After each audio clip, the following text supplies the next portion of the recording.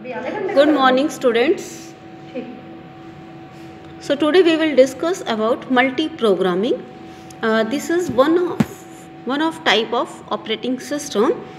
In this we have more than one program executing at a same time. But मैंने कल ही आपके साथ discuss किया था कि एग्जीक्यूशन जो होती है इकट्ठे नहीं होती लाइन बाय लाइन ही है, but we can manage the things here.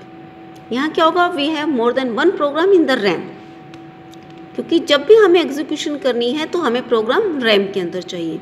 And whenever any program needs for some input output statements we call CPU input output statements, or you can say we call for input output devices. At a time CPU becomes free, so we can allocate CPU to another process, and by doing things like this we can create an environment of multi-programming. हम ऐसा दिखा सकते हैं कि multi programming हो रही है.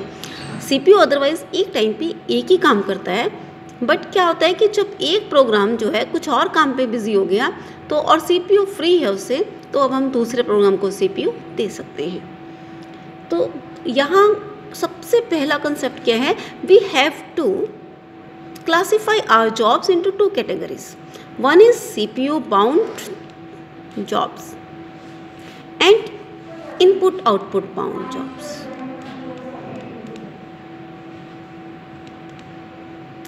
Actually क्या होता है कि हम सपोज कल एक एग्जांपल जैसे मैंने लिया था कि we have a program read B, C is equal to A plus B and write C. Suppose we have to add two numbers in this program. You can say this is an input statement, this is also an input statement, this is a CPU statement and this is output statements. Now क्या होगा कि देखिए इन चार statements में से तीन statements के लिए तो इनपुट आउटपुट ही काम करना है, CPU तो सिर्फ यहाँ चाहिए, तो बाकी बचे हुए टाइम पे आपका CPU फ्री है. तो इस वक्त CPU किसी दूसरे प्रोग्राम की जॉब एग्जीक्यूट कर सकता है. तो इसीलिए हमारे जितने भी प्रोग्राम्स होते हैं उन सब प्रोग्राम्स में we have two types of statements, CPU bound and input output bound. कुछ स्टेटमेंट्स जिनको CPU चाहिए होता है, कुछ स्टेटमेंट्स जिनको इनपुट या आउटपुट चाहिए होता है. मोस्टली जॉब्स जो होती हैं वो मिक्सचर होती हैं, बट हो सकता है कुछ जॉब्स के अंदर इनपुट आउटपुट स्टेटमेंट्स ज़्यादा हो और कुछ जॉब्स के अंदर आपका CPU स्टेटमेंट्स ज़्यादा हो. तो हम अपना कम्बिनेशन कुछ इस तरह से बनाने की कोशिश करते हैं कि ये दोनों आपका जो है CPU वाले और इनपुट आउटपुट वाले जो स्टेटमेंट्स हैं ये आपका एक गुड मिक्स हो सके, और ताकि हमें प्रॉब्लम ना आए अपने मल्टी प्रोग्रामिंग में. तो मल्टी प्रोग्रामिंग बेसिकली क्या है, यहाँ पर आपकी मोर देन वन प्रोग्राम्स जो है वो एग्जीक्यूशन के लिए तैयार होंगे, और इस तैयार को हम बोलते हैं this is an ready mode, READY, ready. So here we can have more than one program ready for the execution. I mean they are in the RAM. Now we allocate CPU. इनमें से एक selection किया and we select for example P1. So P1 got CPU and you can say it is in running mode. Okay. Allocation of CPU. Now this program P1 needs some input or output statement has to execute. So क्या होगा, ये input suppose इसको चाहिए तो ये wait करेगा ये input के लिए रिक्वेस्ट एंड इनपुट. एक रिक्वेस्ट जो है वो इनिशिएट हो गई इनपुट, या फिर हो सकता है कुछ आउटपुट सेंड करनी हो आउटपुट डिवाइस को और उसके लिए वेट किया जा रहा हो.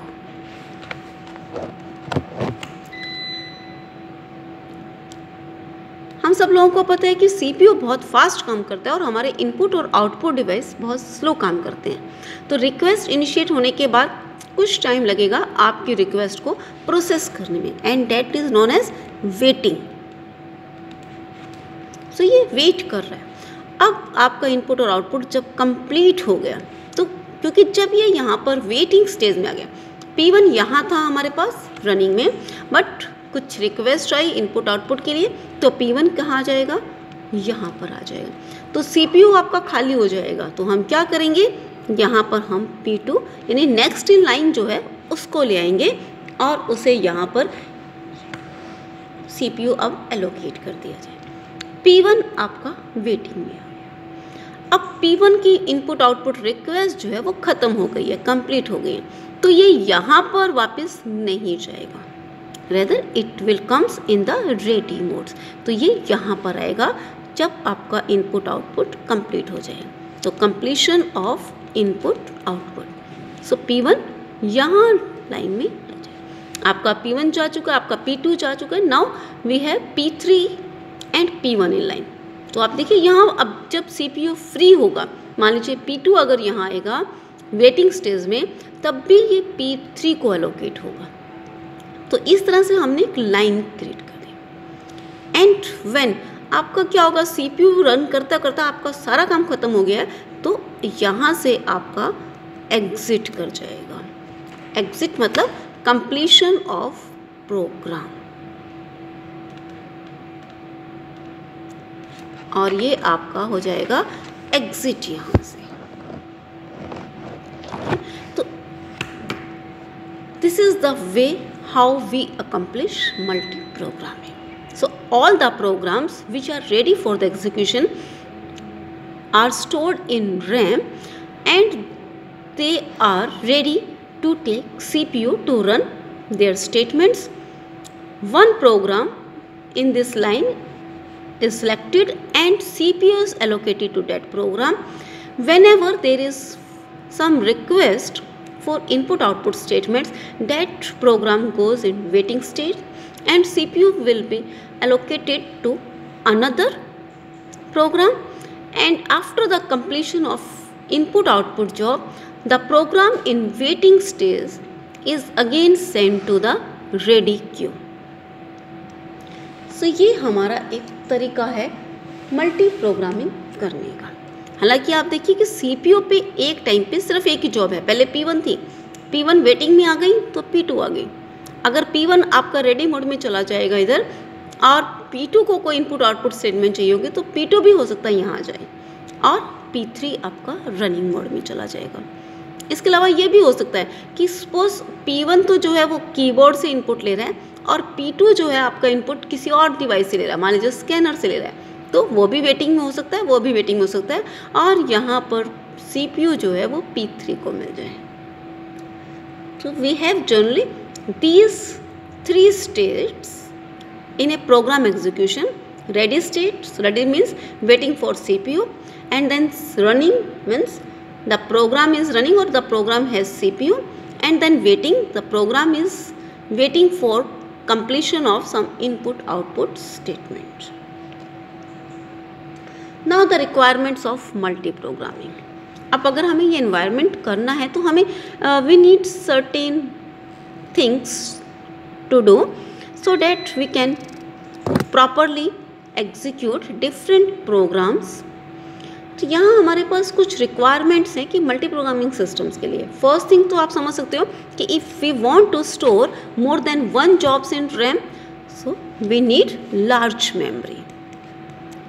First requirement is about memory, so we need large memory to store all these programs. Next thing is memory protection. Whenever we have more than one program in memory, we need to protect them. I mean अलग अलग area में अलग अलग programmes पड़े हैं, but ऐसा ना हो कि एक प्रोग्राम दूसरे प्रोग्राम के डेटा को या इंस्ट्रक्शंस को यूज़ कर ले, तो एक बाउंड्री सेट करनी पड़ेगी। Yeah? And that boundary, you can say that protection or memory protections, there are certain checks in operating system to do all type of security of the programs, so that no other programs can use the data or instructions of a program. Next thing is job status preservation. Job status preservation.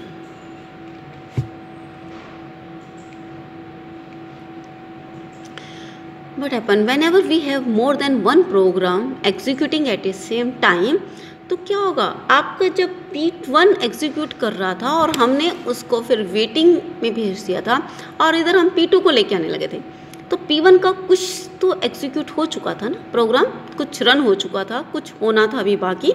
तो जितना काम वो हो चुका था वो सारा काम जो हमें कहीं ना कहीं स्टोर कर रखने की ज़रूरत होती है, बिकॉज आप नेक्स्ट टाइम ये तो नहीं है ना कि स्टार्टिंग से शुरू करोगे।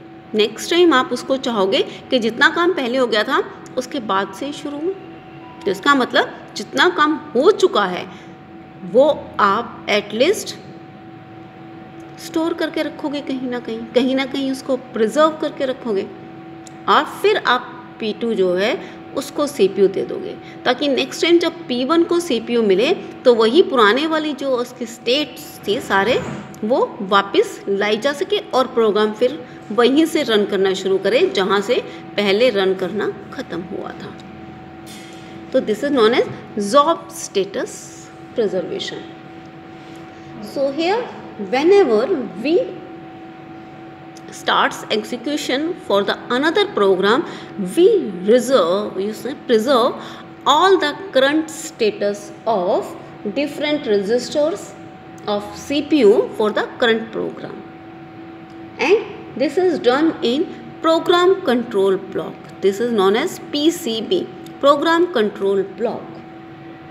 So operating system maintain a PCB for all the processes in execution. जितने प्रोसेस आपके एग्जीक्यूशन में चल रहे हैं, जितने लोड है मेमोरी के अंदर, रैम के अंदर, उन सब के लिए एक एक पीसीबी रख लिया जाता है, सो डैट कि जब भी उससे सीपीयू डी एलोकेट करवाया जाए, उनसे सीपीयू ले लिया जाए, तो उस वक्त जो काम हुआ है उससे रिलेटेड जो वैल्यूज़ हैं वो सारी की सारी इस पर्टिकुलर मेमोरी एरिया के अंदर स्टोर कर ली जाए.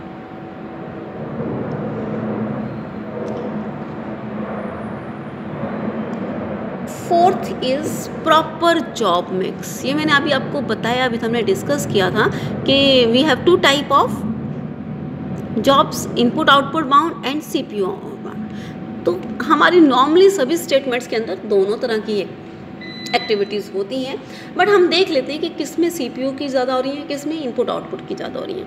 तो अगर हम इस तरह से जॉब उठाएं कि कोई जॉब को सीपीयू बहुत ज़्यादा चाहिए, किसी को इनपुट आउटपुट ज़्यादा चाहिए, तो हमारी मल्टी प्रोग्रामिंग जो वो ज़्यादा सक्सेसफुल हो सकती है. अगर ऐसा हो कि आपने ऐसी जॉब्स ले ली कि they have more number of input output statements, तो क्या होगा, most of the time all jobs are in the input output waiting time, so CPU remains free.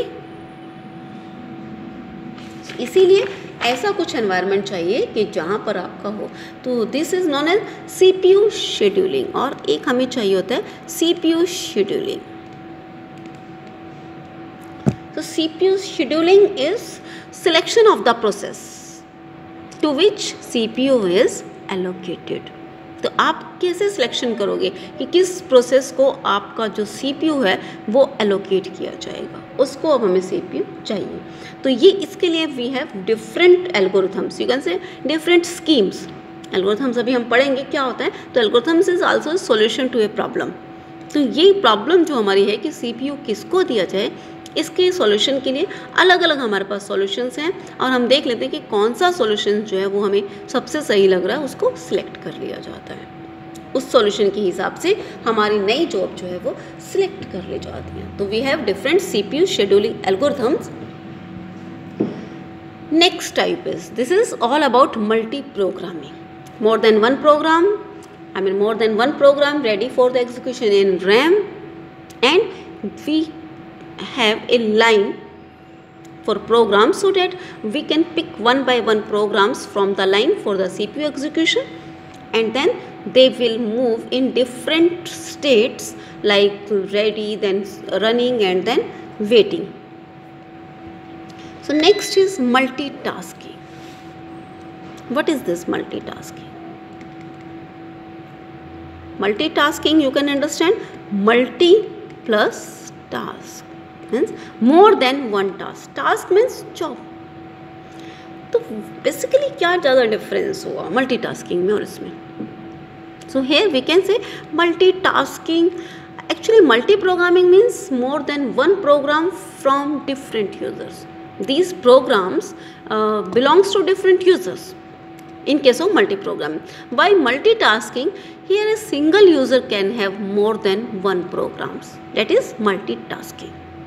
तो बहुत ही कम डिफरेंस है मल्टीटास्किंग एंड मल्टी प्रोग्रामिंग में. So multi programming more than one program by different users, and in multitasking more than one program और more than one task but by a single user.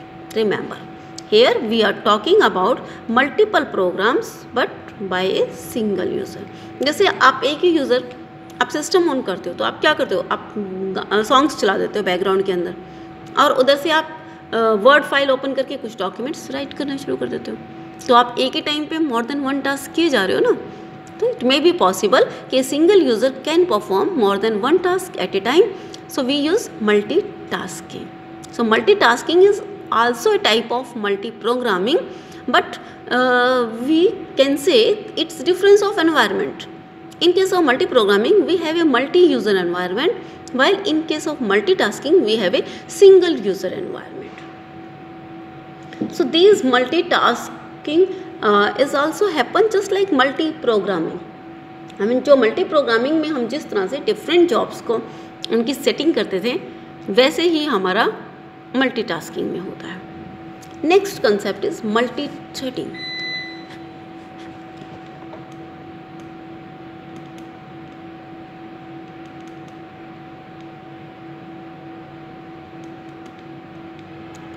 Multi threading. What is this multi threading? Multi threads actually threads like just take an example. Let's talk about example. We have to do some like C is equal to A plus B into F plus Z. Okay, so now in these statements, you know, we can do this addition and this addition separately. I mean, possible हो सकता है कि मैंने आपको कहा इतना कीजिए,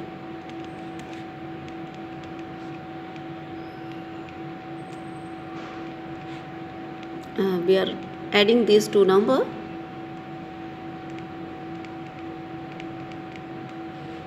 So we can add these numbers separately. हो सकता है एक स्टूडेंट्स इसे ऐड करने लग जाए, एक स्टूडेंट्स इसे ऐड करने लग जाए, तो इकट्ठे पॉसिबिलिटी है. तो इट मे बी पॉसिबल कि सिंगल प्रोसेस और you can say single program can have different portions that can be execute in parallel. इसी एक प्रोग्राम में, यानी एक टास्क आपका है और उसी टास्क के जो डिफरेंट पोर्शंस हैं they can be execute parallelly. कोई प्रॉब्लम नहीं है, एक बच्चा इसको कर ले, एक बच्चा इसको कर ले, इकट्ठे दोनों हो सकते हैं. तो ऐसी पॉसिबिलिटी हो सकती है. तो they are known as threads because जब सिंगल प्रोग्राम्स के ही पार्ट्स हो गए they are threads.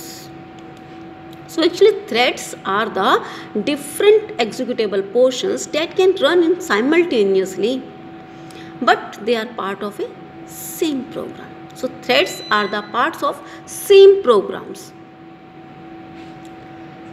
So thread actually it is useful in improving application performance. कैसे अगर आप दो फ्रेंड्स, एक फ्रेंड ये कर लेते हैं, एक फ्रेंड ये कर लेते हैं, तो of course you can solve see faster.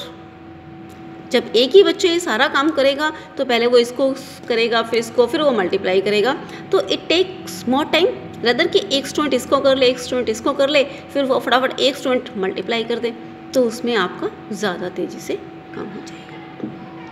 तो थ्रेड्स जो हैं वो आपकी स्पीड्स को इम्प्रूव करते हैं.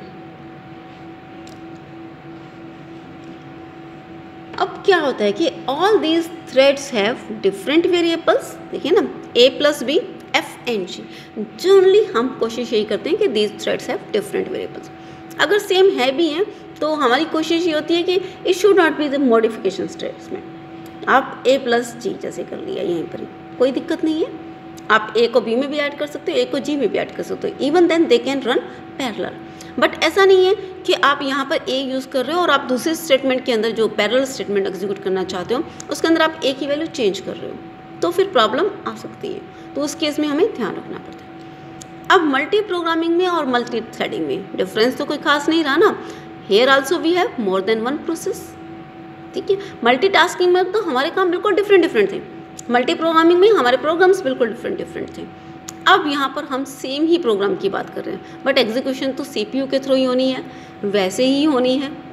तो फिर यहाँ पर हमें लेस प्रॉब्लम्स लेकिन होती है, क्या कि हमारे ये सारा प्रोग्राम्स का जो है ये एक सेम स्पेस ही यूज़ करते हैं, एड्रेस स्पेस यूज़ करते हैं, यानी ये प्रोग्राम जो है एक ही एरिया में होगा। So we don't need any special protection for protecting our data here, क्योंकि जहाँ मल्टी प्रोग्रामिंग था, मोर देन वन प्रोग्राम था, वहाँ हो सकता था कि दूसरा प्रोग्राम मॉडिफाई कर दे आपके डेटा को, बट यहाँ एक ही प्रोग्राम है तो आपको इतना सिक्योरिटी देने की ज़रूरत नहीं है।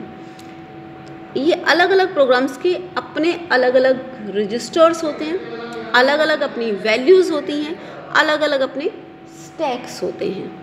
तो ये ज़रूर है कि इन डिफरेंट प्रोसेस के, लेकिन they all share same address space in the memory.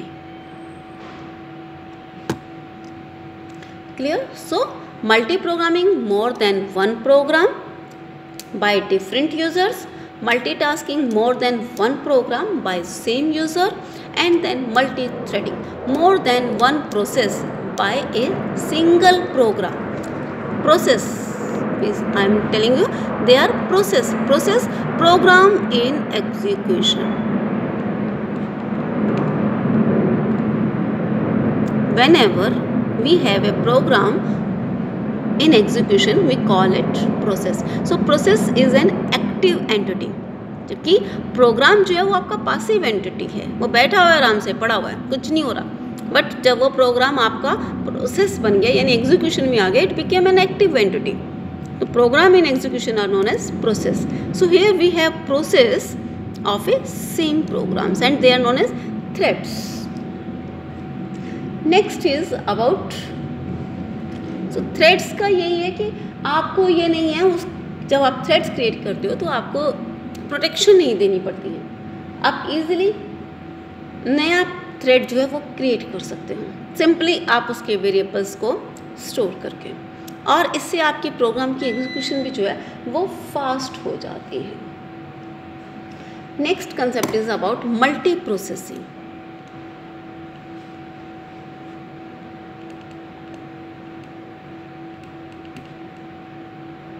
तो अभी तक हम जिसकी बात करते हैं, हम मल्टी प्रोग्रामिंग की और मल्टी थ्रेडिंग्स की बात करते हैं। अब हम मल्टी प्रोसेसिंग, ये जो हमारे तीनों अभी तक थे, multitasking, multi programming and multi threading, उनमें हम एक सिंगल प्रोसेसर की बात करते हैं। We have only one CPU।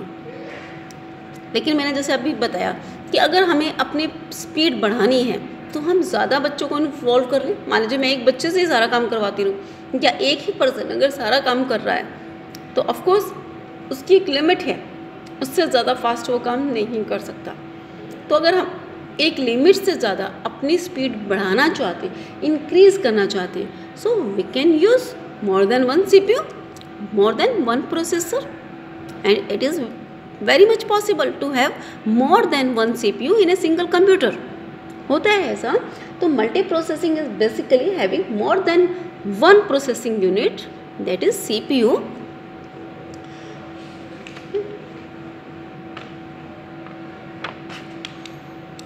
So in this situation we have more than one CPU, and these CPU, like we have CPU 1 and then we can have CPU 2, and these CPU can share same RAM, you can say primary memory, and all these CPU can have their input output processor separate,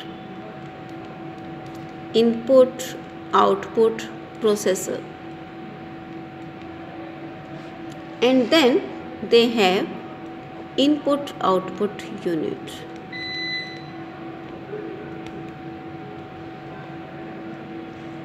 So here we have different CPUs which share same primary memory, but they all can communicate with input output devices separately.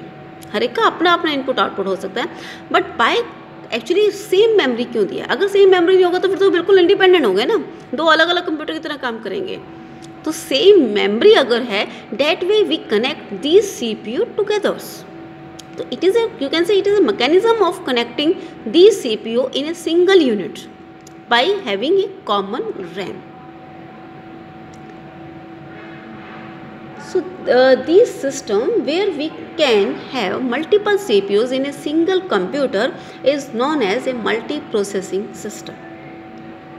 And this multiprocessing system can speed up your work, or it works very fast as compared to single CPU unit.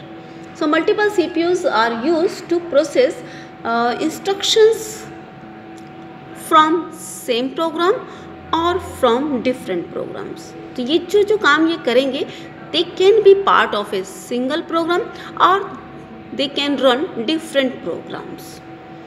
अब ये programme divisions कैसे होंगी, इसके लिए बहुत अलग अलग तरह की यू कैन से एल्गोरिथम्स हैं या यू कैन से स्कीम्स हैं, एक मेथड्स हैं कि हम लोग किस तरह का अपना मल्टी प्रोसेसिंग एनवायरनमेंट यूज़ कर रहे हैं। तो इसमें कई होते हैं कि all the processor have the same levels, और इट मे बी पॉसिबल कि we have one master CPU and others are their worker type. So it depends on the architecture. So mainly we have two types of multi-processing system. One is tightly coupled system and another is loosely coupled system. So in a tightly coupled system, there is single system primary memory shared by all the processors, and in the loosely coupled system the processor don't share memory and each processor can have its own local memory. So here this is the example of you can say tightly coupled. यहाँ हम लोग memory share कर रहे हैं, but it may be possible कि अलग अलग processor जो हैं they can have their on RAMs and they can be interconnected by some main CPU. So of course जो आपका मल्टी प्रोसेसिंग एनवायरनमेंट्स हैं वो कहीं ज़्यादा फास्ट हो सकते हैं। बेनिफिट क्या क्या है मल्टी प्रोसेसिंग के? They have better performance. When we have more than one CPU to execute programs, of course, the results are faster, better reliability. I mean, in case of single processor, if your processor stops working due to any reason, it may be damaged, it may got some problems. So, if your processors don't work, then we cannot do any task on your computer. Processor ख़राब हो गया तो आप कोई काम नहीं कर सकते। But in case of multi processing system you can work with other CPU। एक CPU ख़राब हो गया, एक से ज़्यादा है, तो आपका दूसरे वाला CPU जो है वो आपको कम करके दे देगा। तो रिलायबिलिटी जो है it is much better in case of multi processing. Here you need not to depend on a single CPU. You have more than one CPU and your work can be performed by any of the available CPU. So these are some of the operating system. Some other operating system we will discuss in my next lecture. In this lecture we discuss about multi-programming. So let's have a brief discussion of all the operating system which we discussed in today's lecture. Number one is multi-programming. Multi-programming, remember, more than one program, okay, by more than one user. तो multi-programming आपको नाम suggest कर रहा है more than one program, but you need to remember that here we have these programs from more than one users. तो एक से ज़्यादा यूज़र्स के लिए कि हमारे प्रोग्राम्स जो हैं वो रेडी हैं फॉर द एग्जीक्यूशन। तो हम क्या करते हैं, we can classify our different programs in 3 different states, और we have 3 different states for the execution. तो first thing is ready mode, जहाँ पर आपके सारे प्रोग्राम्स तैयार हैं एग्जीक्यूशन के लिए। उसमें से एक आपने सेलेक्ट किया और आपने उसको CPU एलोकेट कर दिया, तो फिर वो रनिंग मोड में आ गया। बाकी सारे प्रोग्राम रेडी मोड में ही पड़े हुए।